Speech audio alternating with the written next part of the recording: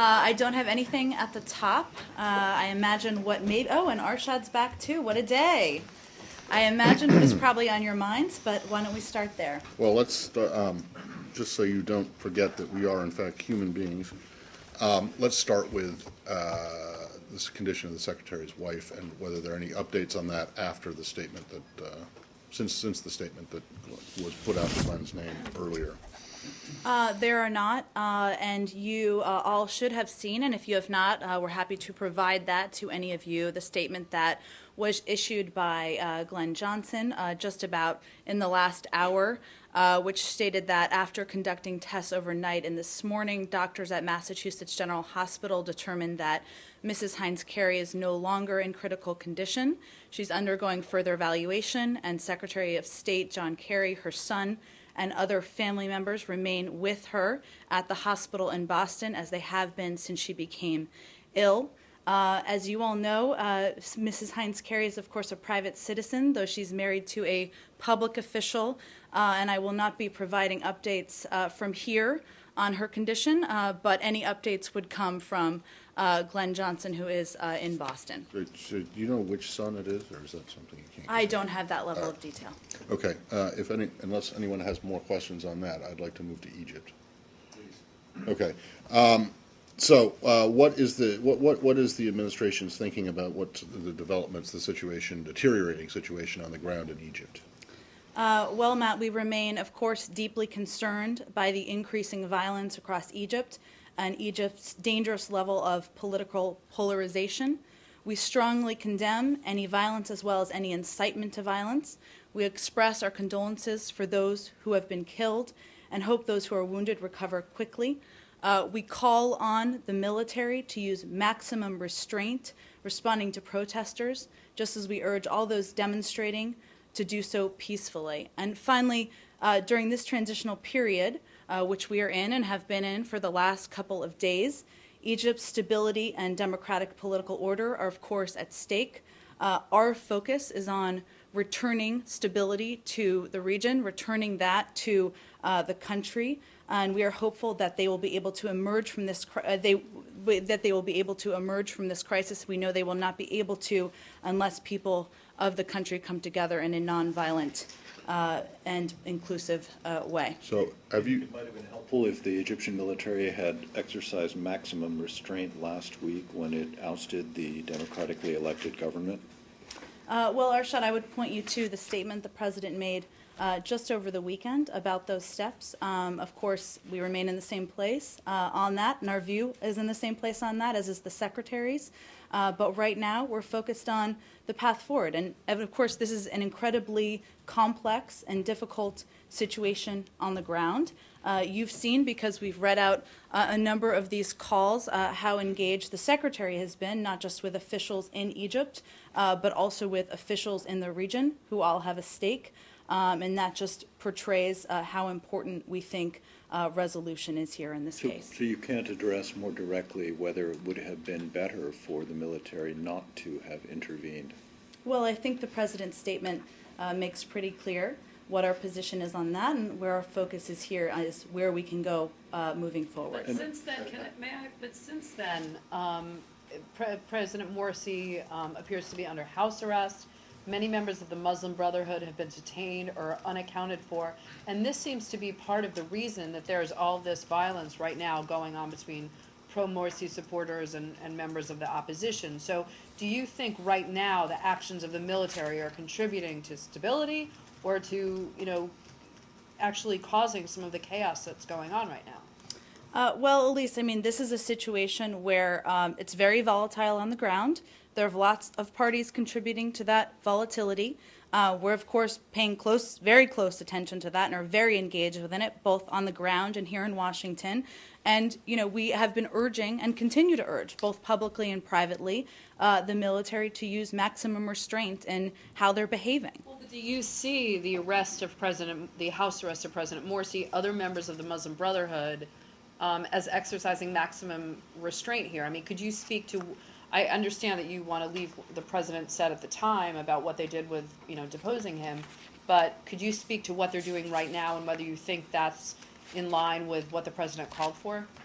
Well, again, this is a situation that is very fluid every single understand day. it's fluid, but, I mean, And there's a lot of volatility on the ground, there's a lot of violence on the ground, all of which we're concerned about. Our goal here is to move all sides to a political solution, a political transition. Obviously, there are a lot of factors in that. So that's why we're in touch with all the different parties and why we'll continue to be. Have you, I'm assuming that the review as to the legal determination of what happened is not yet complete, is that correct? That is correct. Do you know, one, the State Department takes the lead in this kind of thing, correct? Well, Matt, this is obviously the policy moving forward for Egypt and how we'll I approach mean, it. the legal office here takes the lead in determining whether, making the legal determination about whether there in fact was a coup, is that correct? Well, they certainly play a significant role in terms of the exact legal tick-tock. I don't have Are that in the front of me. developments, the events that are going on right now on the ground and since the actual ouster of the president, are those being factored into the review to determine whether there was a coup? Certainly, the events that have happened, how things happened last week, how it's been handled since, and how things will be handled moving forward are all factors In the being review? considered. Okay. Absolutely. Is it correct that the administration's position is that continued U.S. military aid, FMF, is in the U.S. national security interest?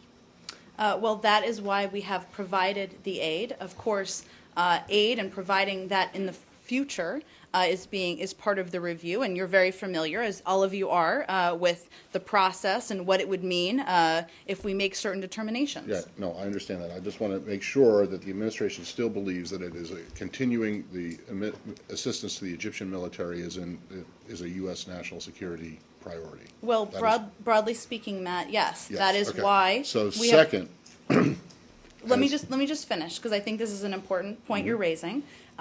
Is that broadly the reason we have provided this aid in the past doesn't mean we have supported, even prior to this, every action taken by the government of Egypt. But there are security interests in the region. There are security interests for the United States. But I'm not going to predetermine for you. It's in a wide-ranging, high-level interagency process determining the next steps on our policy for Egypt. but it is also correct, after you responded yes, that it is, continued aid is in the U.S. national security interest. So that's one. Number two is a legal determination that a coup happened would require a suspension or cutoff in all non-humanitarian assistance to Egypt, including the $1.3 billion in FMF. Is that correct? Well, Matt, because we're not there, we haven't made that determination. I know, but the determination that determination would trigger a cutoff or suspension of the assistance. Is that correct? Again, I don't want to be analyzing what the legal options are here. That is being closely looked at. There are a number of factors that are being closely looked at. I know we'll continue to talk about this in the days ahead, but I'm not going to get ahead of where we are in the Well, process. but I'm not asking you to get ahead of anything. If anything, I'm asking you just to confirm what the law says, which is that if there is a determination that a coup happened, that a democratically elected government was overthrown by unconstitutional means, that would require a suspension or cutoff in assistance. Well, there is a broad legal definition that is applicable in many cases, right, Matt? But we're also looking at what happened here on the ground. There are millions of people on the ground who do not think it was a coup. We factor lots of factors in. We're in the analysis process right now, and I'm not going to get ahead of where that may or may not But go. why does the fact that there are lots of people on the ground in Egypt who don't think it was a coup have any bearing on this? I mean, the determination is not being made by people on the ground in Egypt. The determination, as Matt rightly points out, is normally made by the legal advisor's office at the State Department. And through an interagency process, Arshad, that of course takes a lot of factors into play here, and I just don't want to get ahead of that process and that determination. But why does it make any difference what people on the ground think? I mean, presumably the people who ousted the civilian democratically elected Because government taking have a a different view. look at what happened on the ground is a factor in the process. And is it, one more on this one, please. Historically, it is the legal advisor's office, as I have understood it, that, as Matt said, takes the lead on making that determination. If, in this instance, they are not taking the lead, then who ultimately will make what is a legal determination here. I mean, it's not just a policy determination, it's a legal one in response to a law. If it's not the legal advisor's office, who is it? Is it the White House counsel's office? Is it somebody at the Justice Department? I mean, what is the legal authority within the government that ultimately will make this call if it is not the legal advisor's office? Well, again, I wasn't implying that the legal office at the State Department does not have a very significant role that they play and that they are continuing to play in any case like this. There are a number of determinations that are being made about our policy moving forward in Egypt. That is happening at a very high level. So I was just conveying that that decision-making process and those conversations continue to be in place and happening now. But I still don't get who makes the ultimate call on what is a legal determination. Is it the legal advisor? Is it the Secretary of State? Is it the President? Is it somebody else? Well, there are a number of factors that go into it. I will check and see if there's a specific historical legal tick-tock of the exact order of decision-making for you. Can you clarify something? Sure, on Said. something that you said. You said that you are in touch with all parties. Are you in touch with the Muslim Brotherhood? How are you in touch with them? We have been in touch, and that should not be at all unexpected, given we are in touch with all parties in Egypt. In those conversations, we have conveyed the following message. I'm just getting to your next question here, but then you can ask another one. We urge them to engage in the political process and to support the process to full civilian governments through elections that are currently, that's the path we're asking them to move toward. Okay, but you're in touch with the...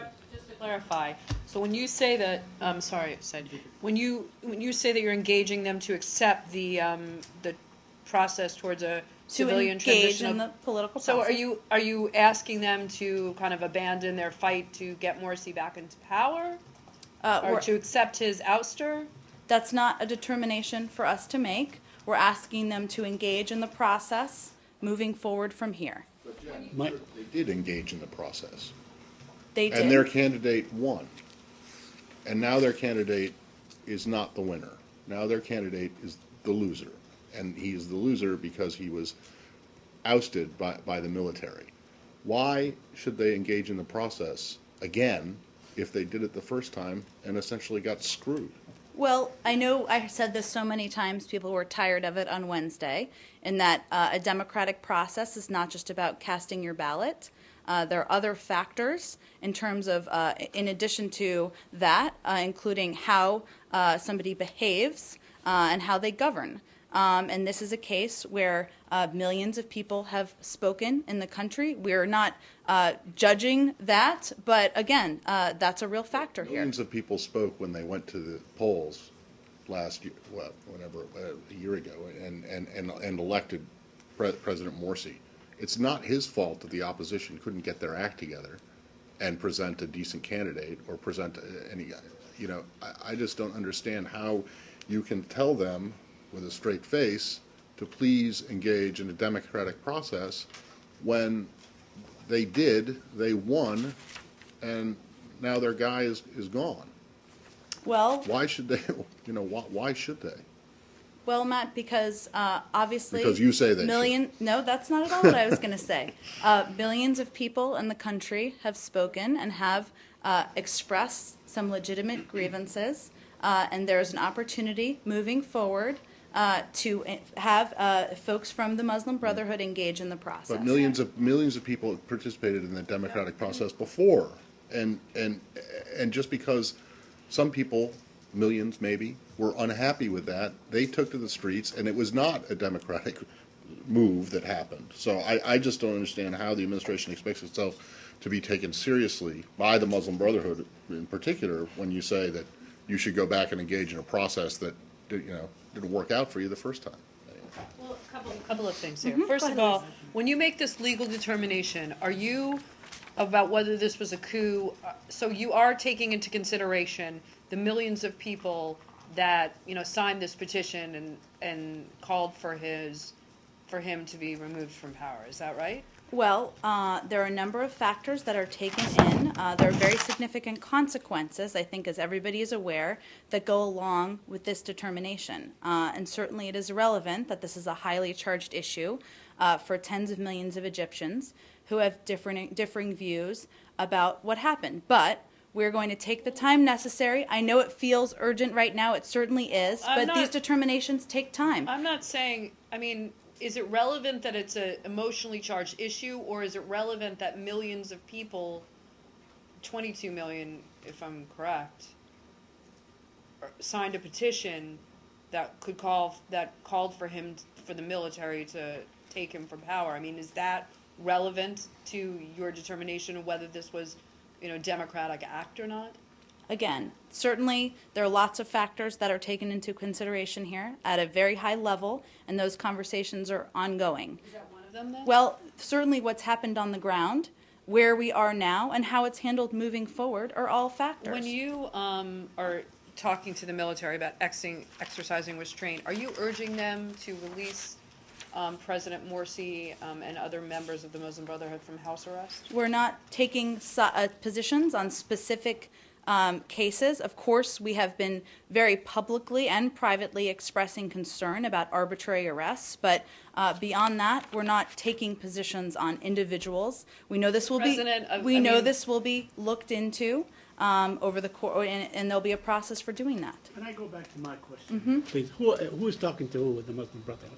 Who are you talking to in the Muslim Brotherhood leadership? I'm not going to get into specifics on that, just to say that we are in touch with all parties, including representatives of the Muslim Brotherhood and the Freedom and Justice Party. And related to Elisa's last question on the status of President Morsi, are you aware of his status? Where is he? What kind of conditions he's under, and so on? Are you getting any reports on his status?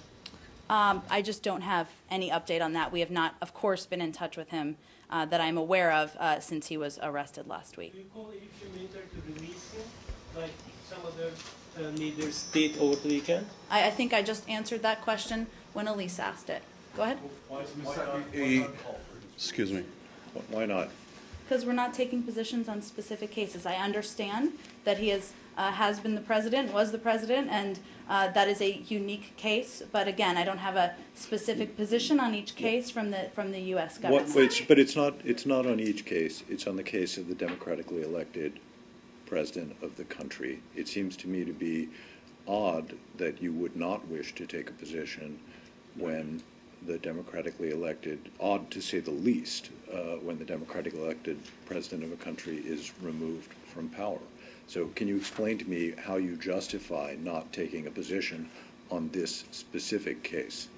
We're just not taking a position on this specific case. You just don't want to. We have not. Go ahead. Yes, ma'am. A question about Brazil. Oh, wait. I think there's probably more on Egypt, and we'll come back to Brazil, I promise. In the first answer to Arshad's question, you said he was the democratically elected president. He was the president. Does that mean that you no longer regard him as the Well, person Matt, who was he elected? was elected a year ago. But he's no longer the I think president there's in your been- eyes. I'm not. I think it's been pretty clear, Matt, what's happened here on the ground. So I And just want to we're make sure I looking- understand that the administration no longer regards Mohamed Morsi as the president of Egypt. I'm not taking a specific position on that, Matt. I'm conveying that. Well, I was Which is a conveying when position. he was elected. That was what I was trying to When he was convey. elected, Until a week ago, you recognize him as the legitimately elected leader of Egypt. So in the interim, a coup takes place. Now he's no longer the legitimate leader of Egypt. Is that what you can you say that clearly?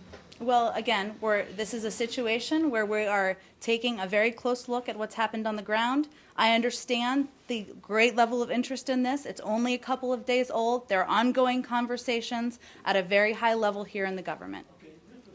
Retroactively, do you consider Morsi to have been elected perhaps wrongly or not fairly? I'm not whatever? doing retrospectives.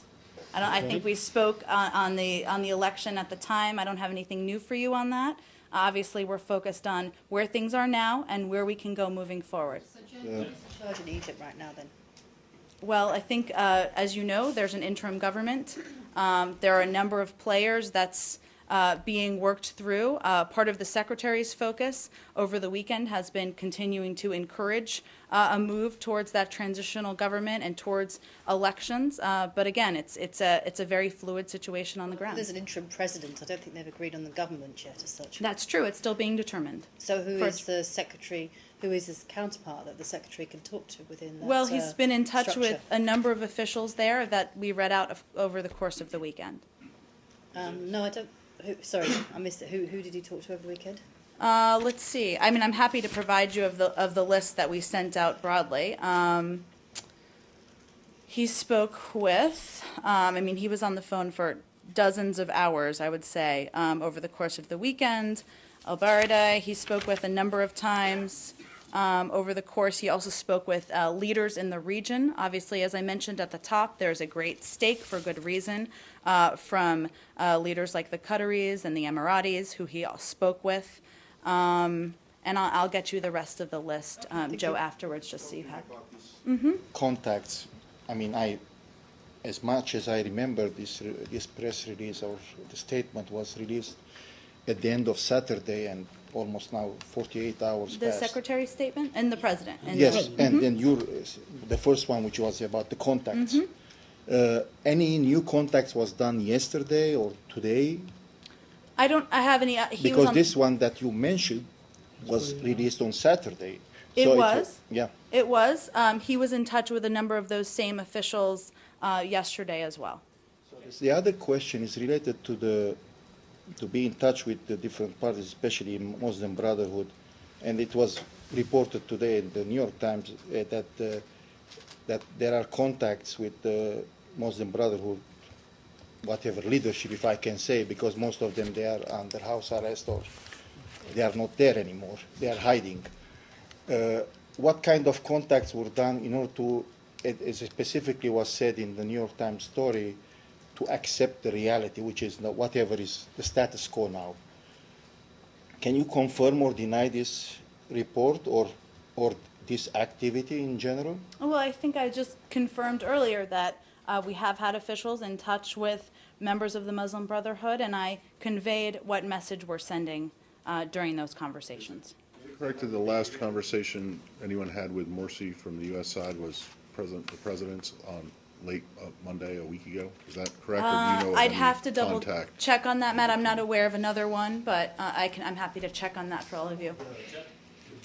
Do you support an early presidential elections, or do you call for an early presidential elections in Egypt? Well, clearly a part of the process is the creation of the transitional government, and then, of course, elections as well. Yes, Jen, I understand that what's going on in Egypt right now might well happen again in countries like in Tunisia, for example. Are you reaching out to the Tunisian government and Tunisian army, for example, to avoid such a situation? Well, clearly there is a focus on moving toward a resolution in Egypt, given the impact on stability there and stability in the region. And that's one of the reasons that we are so engaged, and the Secretary has been engaged with many different leaders in the region. I don't have any specific calls to the government of Tunisia to read out to you. Yesterday was big demonstrations in Cairo regarding not just for the support of the army, and especially for what the people are considering a cooperation of Americans and Muslim brothers to whatever kind of reality was created in the last a year or so, almost a year. So do you have anything to say about that? Because it was big signs of the presidents and Morsi together, and Patterson was part of it, and all these things. Just to say that any notion that we've taken sides in this and that we are siding with one side or the other is incorrect. You ordered the evacuation of non-essential personnel. Could you tell us who remains in Cairo? Is the ambassador still there? And then roughly how many staff you still have at the embassy? The ambassador is. I'd have to get you an update on the specific number of staff or how we're characterizing that. Happy to do that. Have you talked to Ankara regarding Egypt over the weekend? It seems that the Turkish leaders are pretty upset that the Western world have not called coup in what happened in Egypt. Well, I'm not going to comment specifically on the comments of the Turkish leaders, but I can tell you that the Secretary has been in touch on multiple occasions with Foreign Minister Davutoglu over the course of the weekend about the events in Egypt. How it will affect your relationship with the neighborhood countries in terms of this disappointment by your allies, especially Turkey, actually, because the Prime Minister is accusing the Western world and especially USA not characterizing this incident as a coup. How your relationship will be affected from this? Well, again, we're clearly going through the process of making our own determination, and I don't want to get ahead of that. We have been in close contact, as I mentioned, the Secretary has been with the Foreign Minister over the weekend. As you know, they have a very close working relationship on a number of issues, and they had many conversations about Egypt. But, you know, I don't want to speak for any other country, but it's clear that there are many countries in the region who have a stake in the stability of Egypt, and that's what our focus is on as well. Perception of among some Egyptians about this Mother America story which appeared on New York Times. I mean, the involvement about the U.S. involvement on this incident and etc. How the public diplomacy of U.S. with the Egyptians will be affected from the near future after this incident? Well, we just have to keep conveying what's accurate, which is that we're on the side of the Egyptian people. We're not taking sides, but we are in touch with all parties, and our interest is in moving towards a stable Egypt, and that's why we're so engaged. Do you have anything to say about this perception within the Egyptians about the U.S. involvement? I mean, is it fair, or how do you Well, see we're it? just working to convey what is accurate. How would you respond to people who would say that by insisting that you're not taking sides in this, that you in fact are taking a side, because you're not sticking up for the person who was elected, who you recognized as the democratically elected president of a country? Well, Matt, I think it's not as simple as that, and not as black and white as that. I'm responding to your question, and that there were millions of people who have expressed legitimate grievances. There have been steps that have been taken by others as well that we haven't been supportive of, including some by the military. And so we aren't taking sides because we don't think that is in the interests of Egypt and the interest of moving this process forward towards stability. Right, but generally when there are people who are unhappy, and however many the numbers are in a country, the United States would say, well, you get involved politically, and if you're unhappy with your leadership, you change it at the ballot box. Is that not correct? In this case, did you think the situation was so bad that you could actually come to consider condoning a military coup? Well, again, Matt, we're not condoning anything here. We haven't By even not made a taking a position position, about what you are has condoning taken it place. in the interim. You do recognize that, right? Well- By having no opinion, you are in essence saying that nothing was wrong. That this wasn't you do get that. That's what I would people disagree look at with Matt. With you, Matt, on that. What I would say is that each circumstance is different. You can't compare what's happening in Egypt with what's happened in every other country, and that's how we're handling this situation. You said that you support an early election. Does this mean that you don't recognize Morsi as the Egyptian president anymore? Again, I think I've been pretty clear about the steps that were taken. There have been steps that have been taken in Egypt. We're doing our own evaluation of what's happened on the ground, and I'm certain we'll continue to discuss that. You're not doing anything about USAID right now. USAID to Egypt continues. Correct. Just now you said you're not taking sides because you don't think that's in the interests of Egypt and Egyptians. Exactly why? Do you fear that it's going to inflame tensions even further if you do? Or? Well, I don't think we see the benefit of inserting the U.S. view in a situation that continues to be volatile. We want to play a role in helping to move towards stability, and that's where our focus is. But like what? But by doing what though? I mean, you're not calling either side out on their actions that you would consider either excessive, undemocratic, violent. So I think we've called all sides You to just urged reduce violence. to We've urge called restraint. all sides to increase restraint. This is a case where the situation is unfolding on the ground. And what we're doing is we are in touch with close partners in the region. We're in close touch with officials in Egypt. We are making our own determination. But obviously there are a lot of factors that go into that. So we have a very high level of engagement here. But our focus is on encouraging stability, reducing violence, and moving toward that. One last thing. I want to ask you about the current president, the temporary president of Egypt, Abdel Mansour. Do you consider him to be the legitimate leader of Egypt currently? He's the interim, as you know. Beyond that, I don't have a further definition for you. Obviously, there'll be, our hope is that there are elections. I just, will you let us know when the heat from the flames of the burning hoops that you're jumping through to avoid taking a position on this get too hot? Or will that just be obvious from what you're saying? Matt, if you're having a good time today, I'll be back here tomorrow. We'll do this again. Syria? Let's just see if there's any more Egypt. Dana? I just want to be clear. So part of the legal definition of a coup is whether people on the ground were in support of the ouster of a president? I was not defining that as a legal definition as much as a factor that is being discussed and considered in our policy moving forward in Egypt. I mean, I know you said you can't compare other situations, but like, for example, in 2010, there was a coup in Niger, and a week before, tens of thousands of people protested. The U.S. had already even suspended aid to Niger because they found the president to be dictatorial. And yet, when the military did take over, the very next day, the State Department came out and called it a coup. Well, I think that just further illustrates the fact that each circumstance is different. We're going to take the time to make an evaluation here. There are a number of factors that impact our policy moving forward. Of course, the legal implications and the legal requirements are a part of that, and those are all being discussed.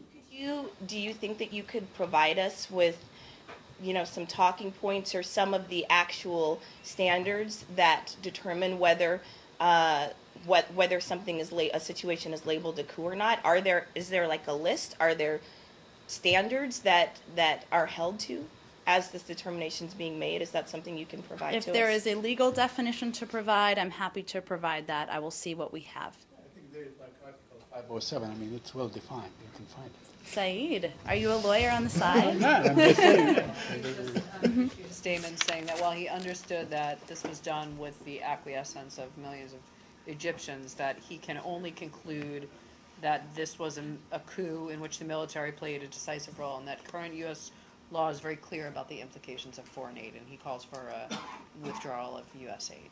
Well, I know that a number of elected officials, including Senator McCain and many yesterday, have spoken out about their views, and that is certainly to be expected, but we're making our own determination. We're going to take the time to do that. And you have no comment on the African Union suspending Egypt for what they're calling a coup, either? I don't.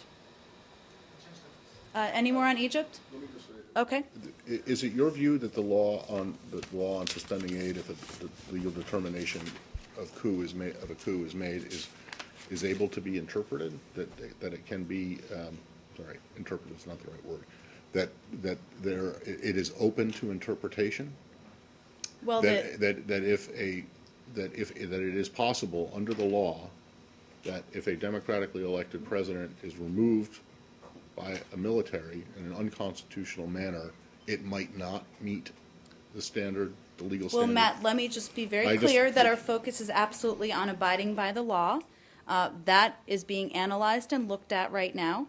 There are also a number of other factors that go into our policy related to Egypt, so I didn't want to do one without the other. Okay, so but that just leads me to believe that you're not particularly, in this case, you say it's a case-by-case basis, but in this case, you're not particularly interested in interpreting the law as it is written. You're interested in trying to find a way to skirt the requirements of the law. I think the legal office is certainly determining and analyzing the law as it is written. So you'll let us know when those hoops also get to the fire of their on those own hoops. analysis, and I'm not a lawyer, and I'm not aware that you are either, but you never know. No. Do we have any more on Egypt? Okay. Yes, ma'am. Can I ask a question about Brazil? Sure. Could you confirm whether, with or without the consent or an agreement with the Brazilian government, the United States government has maintained a database of monitoring or a monitoring center in Brasilia, or have ever collected data at the Embassy of Brazil in Washington or at the Embassy of Brazil in the United Nations using physical devices installed in computers and using software such as Highlands, Vagrant, and Lifesaver?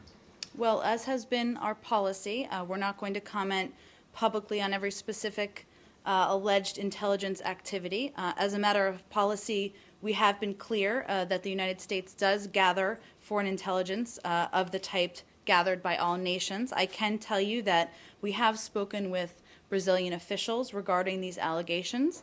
We plan to continue our dialogue with the Brazilians through normal diplomatic channels, but those are conversations that, of course, we would keep private. To clarify, the physical presence of the vices of the United States in consulates or embassies of Brazil anywhere in the world, can you confirm that existence or not? I do not have anything more for you on that.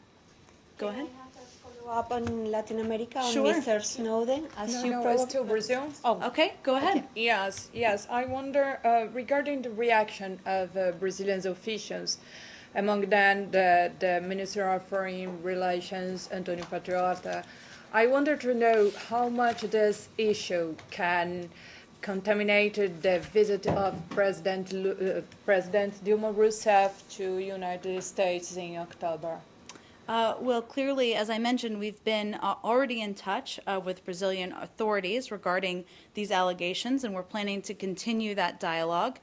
We work with Brazil on a wide range of issues, and we are hopeful that we can continue to discuss and resolve through normal diplomatic conversations. Who's in this side of the diplomatic channel? In the U.S. side, who is talking to the Brazilian government? Can you tell us? I don't have any specific readout of officials for you.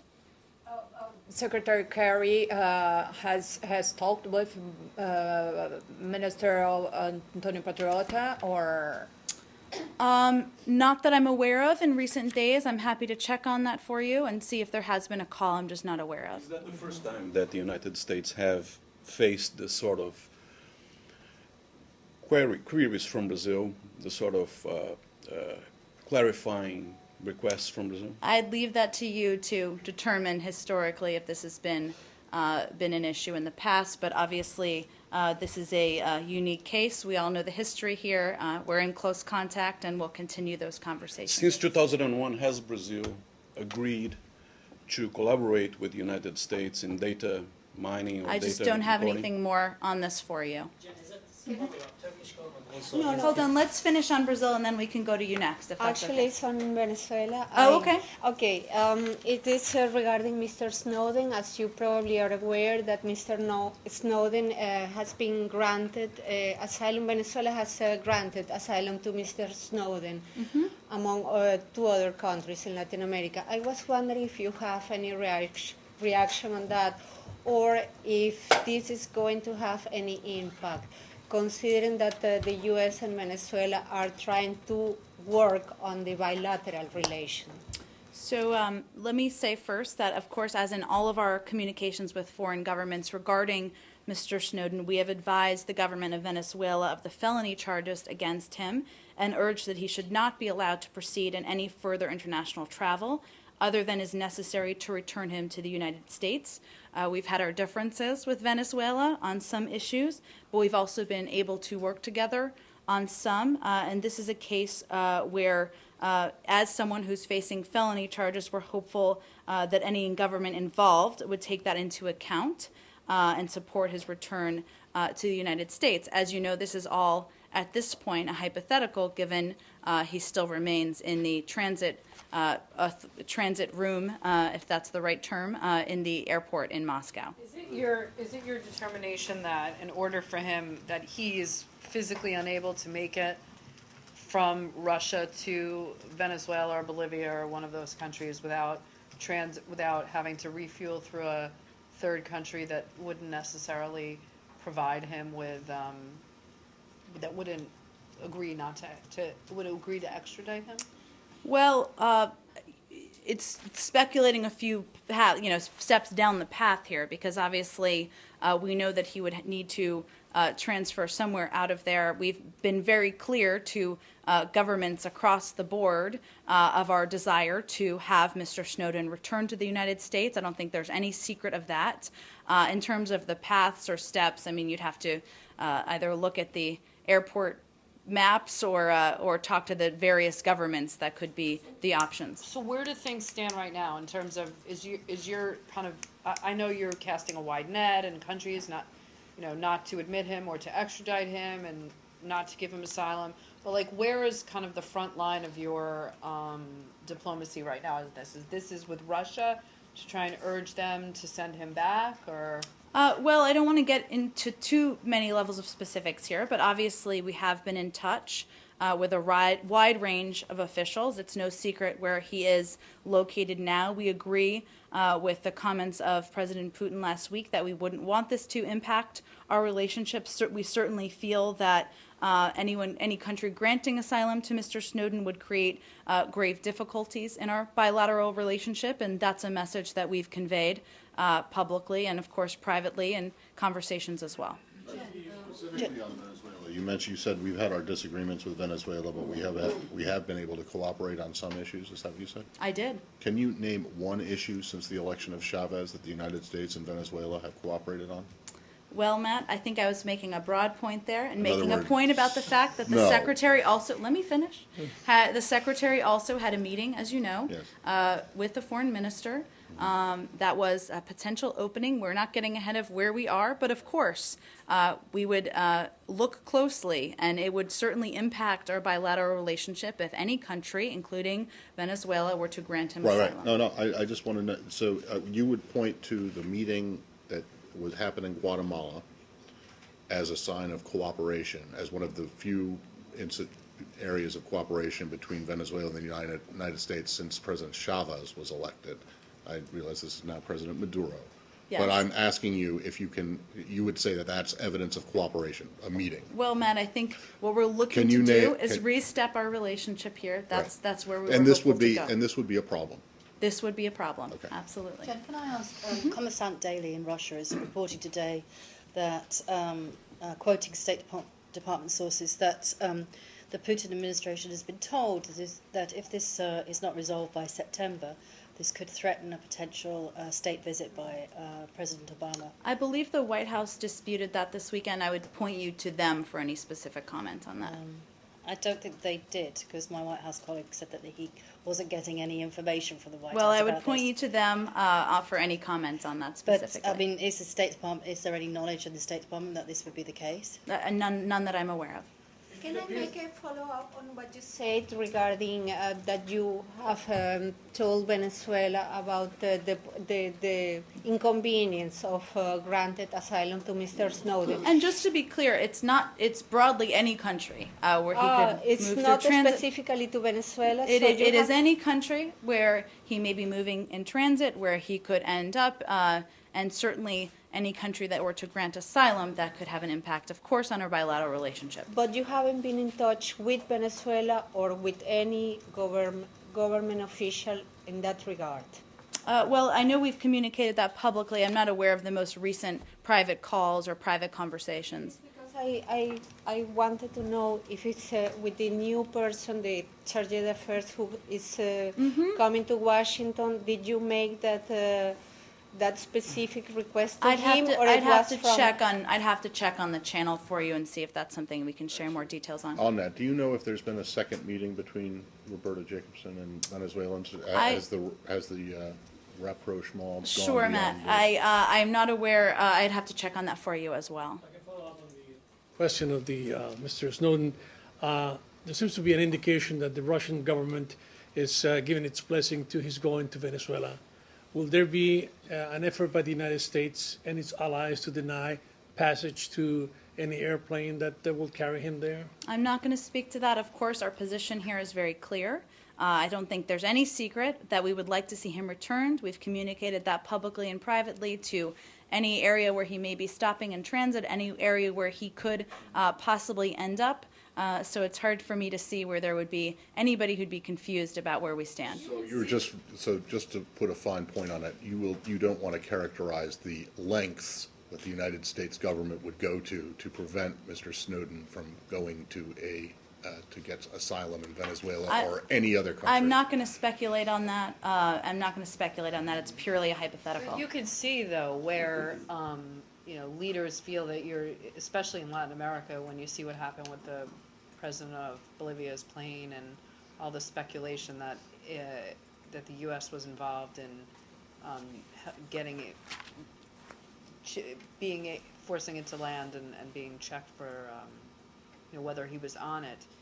You can see where the leaders of particularly Latin America think you're taking extraordinary measures. Well, I don't think any of that, Elise, has been validated or confirmed out there in terms of the sources of that or the reasons for it, and I would refer you to any of those countries to speak to that. But beyond that, this is an individual who has been accused of 3 felony charges, who has been accused of leaking classified information.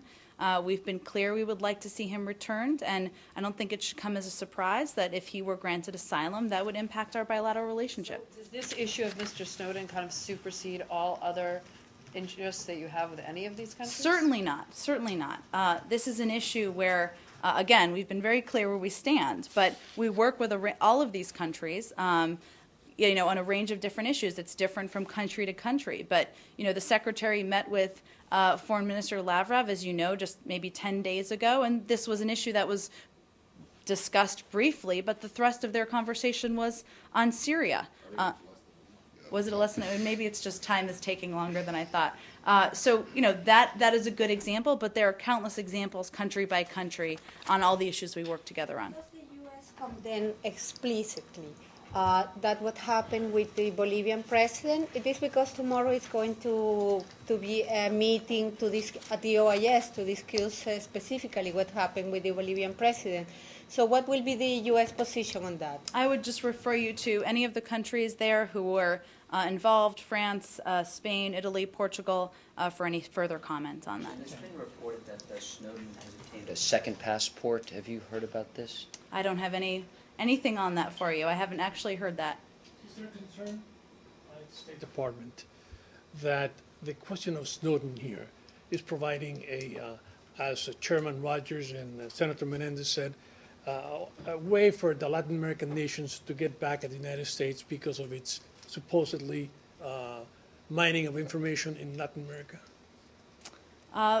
Again, I think you'd have to speak to any of these individual countries, but we have broad bilateral relationships with a number of these countries. We hope that will continue. We hope to work with them on a range of issues. And, our focus here is not targeted at any one country. It's targeted at having Mr. Snowden return to the United States. Can you deny, though, that you urged any of those countries to kind of deny airspace to the president of Bolivia's plane or to check the plane? We just haven't had any specific comment on that, Elise, and we've referred everybody to the specific countries for more details. The Turkish government also had requested an explanation for these eavesdropping allegations. Do you have anything to share with us on? Just that we've been in touch bilaterally with any country that raises an issue. I mentioned that the Secretary has been in touch with Foreign Minister Davutoglu. They speak quite frequently, as you know, about a range of issues, Egypt, Syria. I'm not aware of whether this has come up or not in any recent conversations. I would refer you to them. But certainly we take up this issue as it's brought up. We enjoy important relationships on a range of issues, including sharing of information with a number of countries, and we'll continue those conversations diplomatically. Sure. The protests are going on in Turkey as of this weekend, even today. And my first question is, what is your current understanding? I know that you have been in contact with the Turkish administration. The second is that a few weeks ago you said that you have full confidence, I believe, in Turkish authorities to go on with the investigations about the police brutality. Do you have any update? Did you receive any update from Turkey at least? Well, again, we have been following this very closely for a number of weeks. We've talked about it quite a bit in here. We continue to. We've called on all parties, and I'll call on them again to ease tensions and resolve the situation through dialogue. And we urge all sides to exercise restraint and avoid violence. I don't have any other update. As you mentioned, they'll be looking into various incidents that have happened over the course of the last several weeks, but I would refer you to the government of Turkey for any update on that. Sure. China? Go ahead. Do you have any readout on U.S.-China working group on cybersecurity? I think it's being held today. It is. You're right. It is being held today. And let me just take this opportunity to remind everybody that Today is the first civilian-military cyber working group meeting. The representative from the United States is, it is being led, I should say, by State Department Coordinator for Cyber Issues, Christopher Painter. He's chairing the working group. And Deputy Assistant Secretary of Defense, Eric Rosenbach, will be the Defense Department lead. This is a working group that was announced back in April when the Secretary was in Beijing. In this first meeting, we're hopeful it will enable the two sides to share perspectives on international laws and norms in cyberspace, raise concerns as needed, develop processes for future cooperation, and set the tone for future constructive and cooperative bilateral dialogues. I expect there'll be more of a readout as the meetings conclude later this afternoon. When you say that they're hoping that they'll be able to come up with, to share perspectives on international laws and norms on cybersecurity and that kind of thing, your position would be that the United States respects all international laws and norms when it comes to cybersecurity and protection of private information, correct? I do, Matt. I'm not sure where you're going with this, but I'm interested to see. I just want to see how much you can, I think we've been very clear in expressing our concern. So you believe that China has expressed their own concerns? You believe that any U.S. government programs that deal with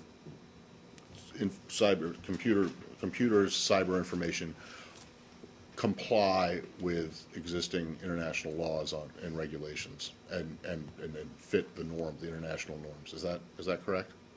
Yes, Matt. Okay. Everything the U.S. government has done with respect to computers and cybersecurity is legal under international law. You would say.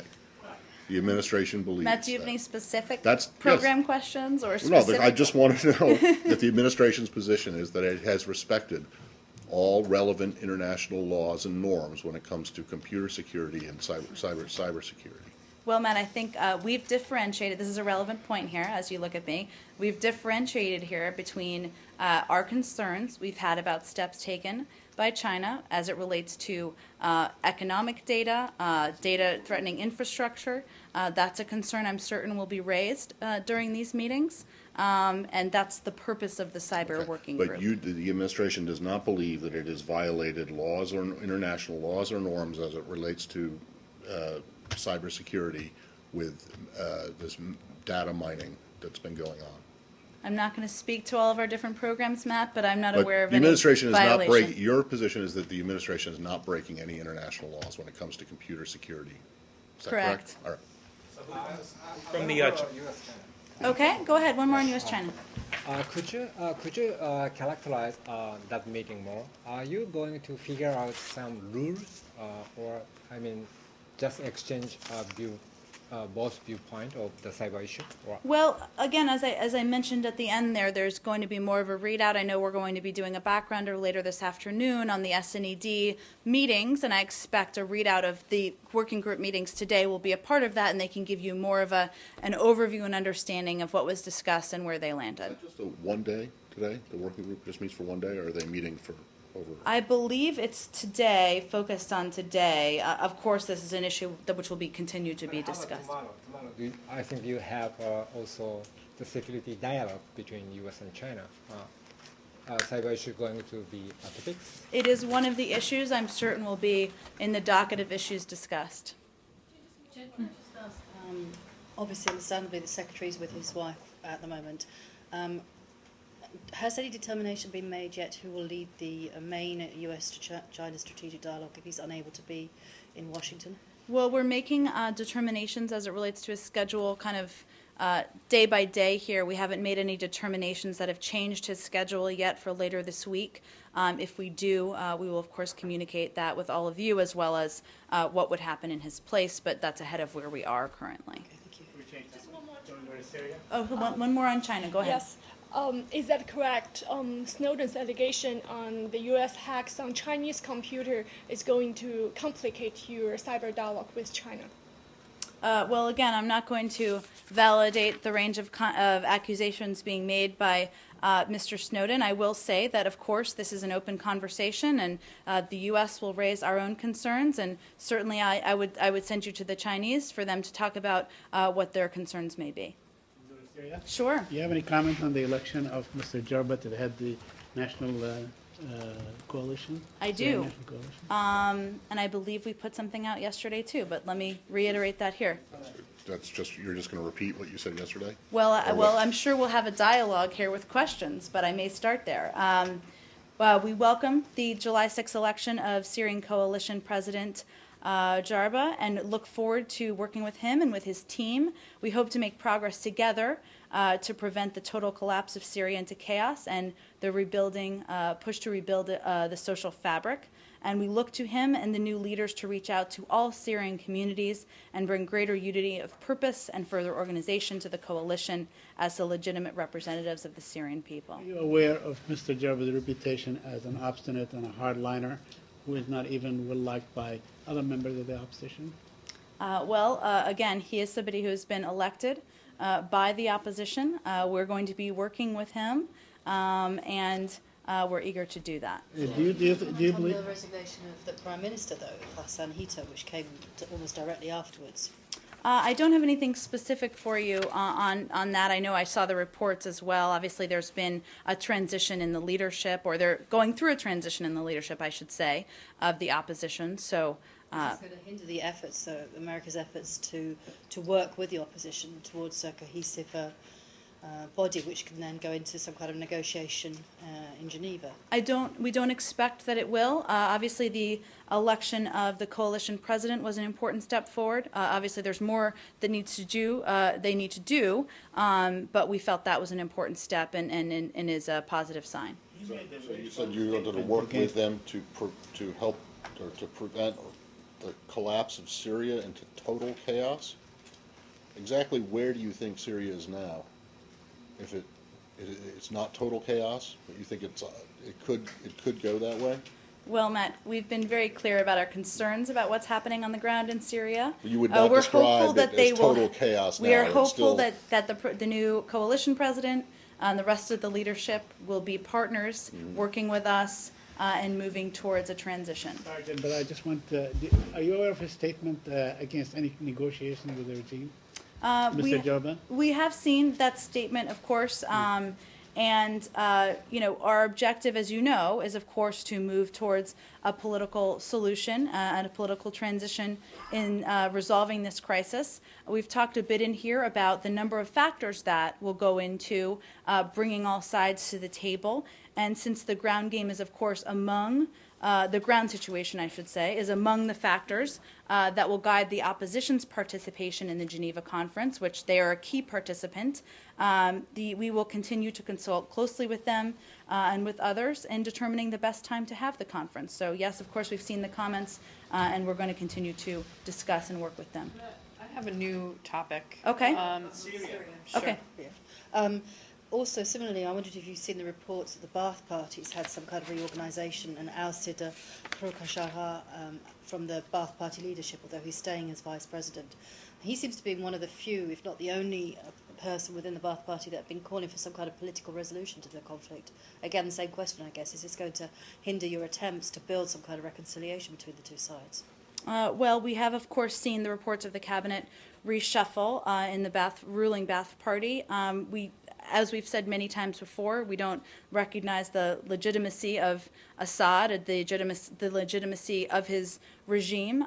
We continue to ask him to step aside, but we know that we need to find a way to work with all parties to get back to the table. So I wouldn't draw a connection between the reshuffle and our ability to do that. There are a number of factors, including the ability of the opposition to feel comfortable coming to the table, coming to a Geneva, the ground situation, determining what participants are the most productive, and as well as the agenda that will actually move things forward. But I guess if he was one of the lone voices who was talking about a political reconciliation or a political solution to the conflict, and he's now out of the picture, that means that you're going to have a more hard line, if it's possible, leadership to deal with in Damascus. Well, again, we're not quite at that point yet because we're still determining when we could have a conference, how we can bring both sides together. Obviously, the Russians are a partner in this, and we will see where this goes and how it impacts things in the days and weeks ahead. On Syria, just two questions. There are recent claims again around the Homs that there are new chemical weapon attacks. Would you be able to confirm that? I can't confirm it. We have, of course, seen news reports and ground updates from opposition contacts detailing the possible use of chemical weapons. We are still seeking more information and unfortunately don't have any independent confirmation at this time. So it has been about 6 weeks now that the U.S. government officially declared that the red line has been crossed. And then the President Obama a long time ago said that that would be the game changer. Where is that game changer step that the U.S. government is supposed Well, to I take? think if you remember at the time, just a couple of weeks ago, we did make an announcement that we had changed the scale and scope of our aid. I still am not in a position to detail exactly what that means, and that the administration, high levels of the administration, which includes, of course, the President, the Secretary of State, the National Security Team, all are considering additional options, all options aside from boots on the ground. So both of those steps have been in play, including expanding the scale and scope and continuing to consider additional options. Syrians, you can assure the Syrians that the game-changing step is on its way. It's Well, coming. I think we've made steps to provide additional kinds of aid. I don't have any further detail on that for You you. are saying that you already took the game-changing step? I We cannot announced figure that out. at the time. I don't have any new update for you on any new decisions that So have you been made. announced, but you did not take the step? I don't have any new additional updates on the No, timing or my status. question is, you announced, but you did not take the step. I I'm trying to don't have understand. any new update for you on the status. I still am not in a position to discuss specifics on that front. Guyana. It's been reported that a U.S. Embassy official has been removed for allegedly being involved in a sex for visa scandal. Does the State Department have a comment on that? I think I do have something. Just give me a moment here.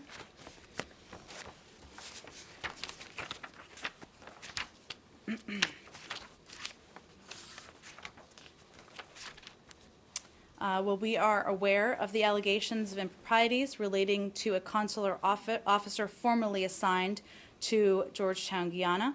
This department takes all allegations of misconduct by employees seriously. We are reviewing the matter thoroughly. If the allegations are substantiated, we will work with the relevant authorities to hold anyone involved accountable. So he's back here in Washington now?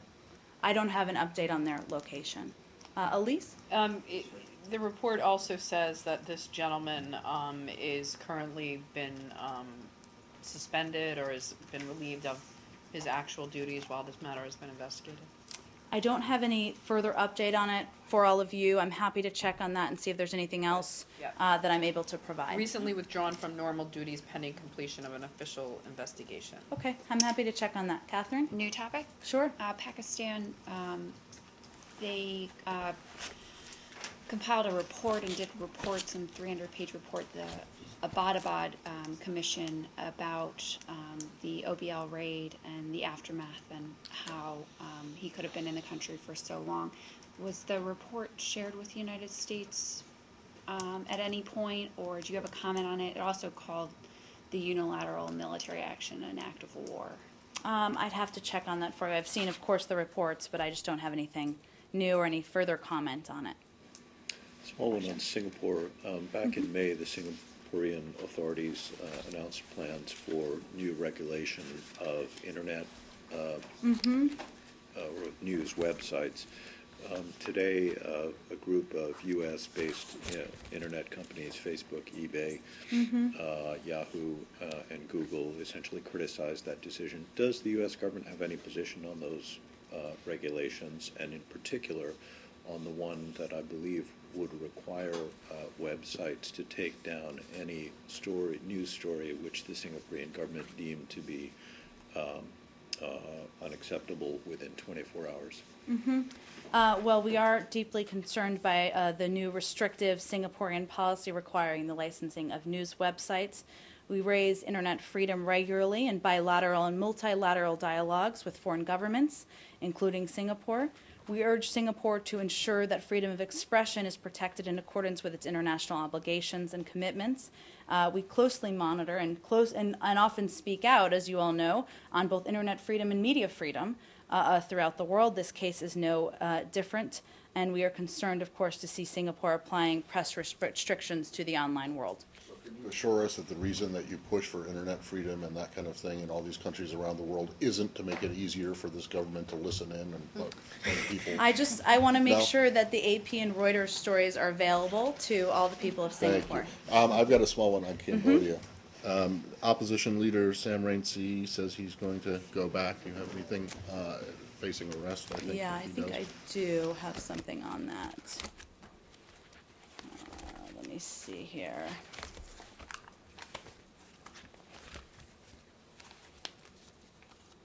You know, Matt, I know I do. Let me get that to you and anyone else right after the briefing. Thank you. Sure. All right, last one here in the Return to red and Snow- white shirt in the back. Can I return to Snowden really quickly? Sure. And ask, the government of Bolivia issued a statement, I believe, saying that the act of governments who forced President Morales' plane down was state terrorism. Do you have any response to that, given that the countries involved were close U.S. allies? Well, again, I would refer you, and I continue to refer you to the individual governments here for any further comment on the circumstances of last week. There's no response? I don't have anything more for you on it. And just to follow up, is there any more information on where the original information or the leak came from that Snowden was on that plane? Does the I US don't have any more anything idea? for you on that, no. Thanks, everyone.